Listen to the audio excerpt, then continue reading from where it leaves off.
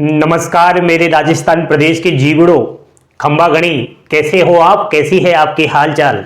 आशा करता हूं ठीक होंगे।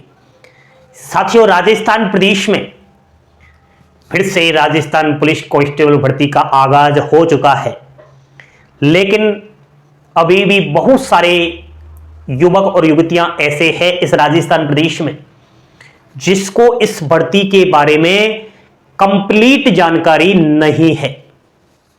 वो बार बार इधर उधर यूट्यूब पर सर्च कर रहे हैं, गूगल पर सर्च कर रहे हैं, लेकिन अधूरी जानकारी उनको मिल रही है और अधूरी जानकारी आप लोगों के लिए, उन लोगों के लिए खतरनाक साबित हो सकती है। आइए इस चैनल पर बात करते हैं राजस्थान पुलिस नई भर्ती की। बोर्ड पर ध्यान दीजिए, राजस्थान पुलिस नई भर्ती 2025। वर्दी के दीवानों, छोड़ना नहीं है। पद का नाम है कांस्टेबल। अभी तो कांस्टेबल के पद पर नौकरी लगेगी, लेकिन धीरे धीरे आप हेड कांस्टेबल, सब इंस्पेक्टर, बढ़ प्रमोशन होता जाएगा। बजट में अगर मैं बात करूं साथियों, तो 5500 पदों की घोषणा हुई थी और सरकार ने यह कहा था कि 500 पद तो कालिका पेट्रोलिंग यूनिट में हम लेंगे और 3 नई बटालियन का निर्माण किया गया है। इन बटालियनों का अगर मैं नाम बताऊं तो एक तो है अमृताबाई बटालियन, सेकंड है कालीबाई और थर्ड नंबर पर है पद्मिनी बटालियन। तो इन बटालियनों के अंदर भी पद है। तो यहां मैं बात करता हूं कि महिला बटालियनों की जब बात आती है तो क्या महिला बटालियन में केवल महिलाओं के लिए ही भर्ती आएगी? क्या यहां पर महिलाओं के लिए ज्यादा वैकेंसी देखी जाएगी? नहीं साथियों, महिला पुरुष दोनों के लिए इन बटालियनों में वैकेंसी है। तो पुरुष अभ्यर्थी सुन लो अभी मेरी बात। आप लोग उस समय क्या है, यही सोचते हो कि महिला बटालियन है, हमारा क्या काम है, हम तो फॉर्म ही नहीं अप्लाई करेंगे। जरूर अप्लाई करना है, आपके लिए भी इन महिला बटालियनों में पोस्ट देखने को मिलेगी। अभी वर्तमान ये खबर है साथियों कि 6500 पदों पर प्रशासनिक स्वीकृति नई भर्ती को मिल चुकी है। सब कुछ तैयार है, बस अब हमें उस विस्तृत विज्ञप्ति का बेसब्री से इंतजार है। साथियों, यहां मैं मानता हूं एक तो योग्यता को लेकर के बहुत ज्यादा कंफ्यूज में विद्यार्थी हो रहा है। तो सुनिए, जैसे इस चैनल पर राजस्थान प्रदेश के युवक है, तो वो जो अभी राजस्थान जेल प्रहरी की आपको पता है फॉर्म अप्लाई हुआ था। जेल प्रहरी में क्या था, केवल 10वीं पास योग्यता थी। तो अभ्यर्थी कांस्टेबल की भी योग्यता यही समझ रहा है, ऐसा नहीं है। बोर्ड पर आप थोड़ा ध्यान रखना। योग्यता की अगर मैं बात करूं तो 12वीं स्तर सीईटी अगर आपने दिया है और आपका स्कोर जनरल के हो तो 40% और अदर कैटेगरी एससी एसटी के हो तो 35% स्कोर है, तो ही आप इस भर्ती का आवेदन कर पाओगे। समझ लिया। एक और वैकेंसी आती है दूर संचार विभाग के अंदर, आने को तो वो भी पुलिस की होती है। तो इसमें 12th PCM physics chemistry maths चाहिए और यहां सीईटी चाहिए आपका 10+2। समझ लिया। अब तो योग्यता को लेकर कंफ्यूज में मत रहना। अभी भी बहुत सारे अभ्यर्थी योग्यता को लेकर कंफ्यूज में होंगे, सर सीईटी का पेपर तो अभी 2025 में हम देंगे, तो वो नहीं चलेगा। 2024 में आपने दिया था क्या, वो इसमें थोड़ा वैलिड होगा। साथियों, सीईटी ग्रेजुएशन का रिजल्ट तो अभी फरवरी के इसी महीने में यानी कभी भी आ सकता है, ये आपको बता दिया है आरएसएसबी अध्यक्ष आलोक राज जी ने। और सीईटी 10+2 का भी आपका जल्द रिजल्ट देखने को मिलेगा और जैसे ही रिजल्ट आएगा सबको अपना स्कोर कार्ड पता चल जाएगा। तो यहां पर अगर मैं चयन प्रक्रिया की बात करूं, कैसे आपका सिलेक्शन होगा, तो देखो भाई, पिछली वैकेंसी की अगर मैं बात करूं तो 3 स्टेप्स के जरिए यहां पर विद्यार्थी गुजरा था। फर्स्ट स्टेप है सीईटी 10+2 पास और 15 गुना जितने पद थे उसका लिया था। तो यहां पर उनको डायरेक्ट फिजिकल में भेज दिया। सुन रहे हो मेरी बात? सीईटी को यहां पर सीईटी पास स्टूडेंट्स जितनी वैकेंसी है उसका 15 गुना लिया और फिजिकल करवा दिया डायरेक्ट। और जो फिजिकल में पास हुआ उसकी एक लिखित परीक्षा हुई थी।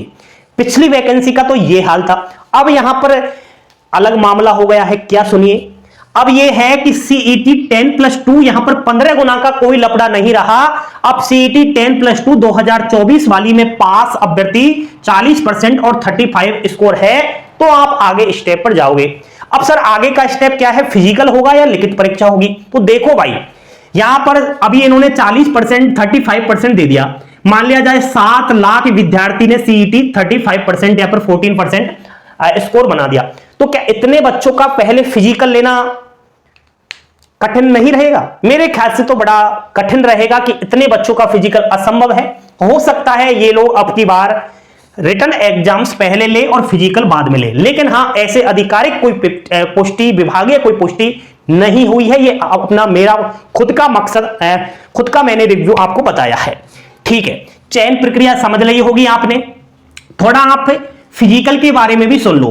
लंबाई पुरुष अभ्यर्थी 168 सेंटीमीटर नाप लेना आपकी लंबाई, और आपका सीना नॉर्मली तो 81 और फैलाव पर 86 सेंटीमीटर होना चाहिए।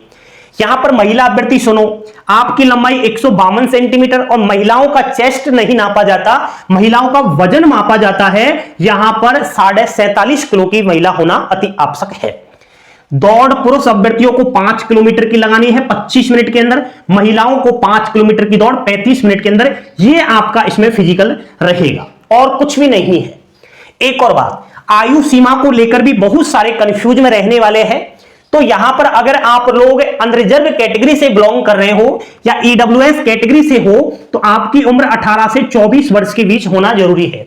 अगर कोई ज्यादा का है तो नहीं चलेगा। आरक्षित वर्ग ओबीसी 27 ईयर्स और एससी एसटी 18 से 29 ईयर्स तक अप्लाई कर सकता है। महिलाओं को भी यहां पर 5 वर्ष की छूट है अधिकतम आयु सीमा में। ये आपकी एज रहने वाली है। फिजिकल हो गया। अब थोड़ा रिटन टेस्ट की बात कर लूं। रीजनिंग्स और कंप्यूटर के यहां पर 60 क्वेश्चन आए थे, पिछला सिलेबस बता रहा हूं।